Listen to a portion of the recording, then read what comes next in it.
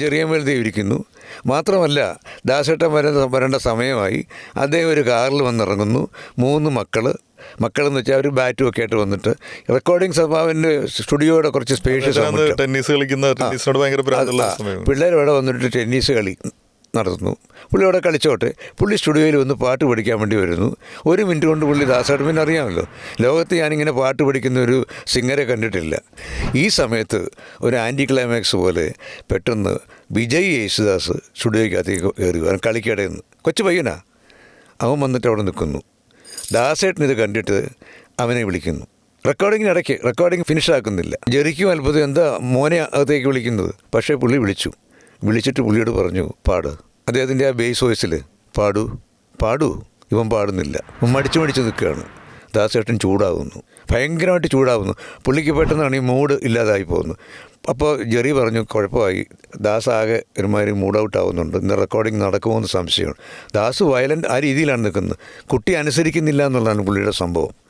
കുറച്ച് നേരം കഴിഞ്ഞ് പുള്ളി ഈ സാധനം ഊരിയിട്ട് പുള്ളി പുറത്തിറങ്ങി. പയ്യനും പുറത്തിറങ്ങി. അത് കഴിഞ്ഞ് പിന്നെ വിളിച്ചു, പാട്. ഏതാണ്ടൊരു മർദ്ദന ലെവലിലേക്കാണ് കാര്യം മാറിക്കൊണ്ടിരിക്കുന്നത്. അപ്പോൾ ഈ പയ്യൻ ഇത് വെച്ചിട്ട്, ഞാൻ ഇപ്പോഴും ഓർക്കുന്നുണ്ട്, ആ വിജയ് പാടുകയാണ്, വാചാലം എൻ മൗനവും നിൻ മൗനവും, ശരി മതി എന്ന് പറഞ്ഞ് അവനെ വിട്ട് കഴിഞ്ഞിട്ട് ദാസേട്ടൻ്റെ ഒരു ഡയലോഗ്, അതാണ് ഏറ്റവും കഷ്ടം. ജെറി, ഐ എം സോറി, എല്ലാവരോടും ഞാൻ സോറി പറയുകയാണ്. ഞാൻ ഇത്രയും സമയമെടുത്ത് ഇത്രയും ചെയ്യാൻ കാരണം 5 വയസ്സിലാണ് ഞാൻ പാട്ട് പഠിച്ചത്. എൻ്റെ അച്ഛൻ എന്നെ 5-ാം വയസ്സ് മുതൽ പഠിപ്പിച്ച് അതിൽ ഞാൻ ഒരു അച്ചടക്കത്തോടിരുന്ന പാട്ട് പഠിച്ച് ഗാനഭൂഷണം അങ്ങനെ പല രീതിയിലും വളർന്നു വന്ന ശേഷമാണ് ഇന്നത്തെ ദാസായത്.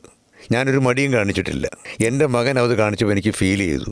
ഇന്ന് പുള്ളി പറഞ്ഞതാണ്, ഇന്ന് അവന് വീട്ടിൽ വന്നാൽ കാണാം ഇഷ്ടം പോലെ റൂംസുണ്ട്, ഇഷ്ടം പോലെ അലമാര, ഇഷ്ടം പോലെ ഷൂസുണ്ട്, ഡ്രസ്സുണ്ട്. ഇതൊന്നും എനിക്കന്നില്ലായിരുന്നു. എനിക്ക് യാതൊന്നും ഇല്ലായിരുന്നു.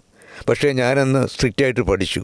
ഇവർക്ക് ഇന്നിതെല്ലാം ഉണ്ട്, ഇവർക്ക് സംഗീതമില്ലെങ്കിലോ. അതുകൊണ്ടാണ് ഞാനിങ്ങനെ ചെയ്തത്. ഐ എം സോറി എന്ന് പറഞ്ഞ് പുള്ളി 2ാമത് പാടാൻ തുടങ്ങി.